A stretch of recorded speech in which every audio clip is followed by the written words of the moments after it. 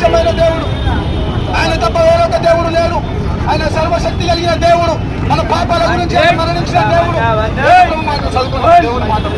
మేము ఒకప్పుడు తాగుబోతుల ముందే ఎప్పుడైతే దేవుడిని నమ్ముకున్నామో, ఎప్పుడైతే యేసు ప్రభువుని నమ్ముకున్నామో మా జీవితాలన్నీ మార్చబడ్డాయి.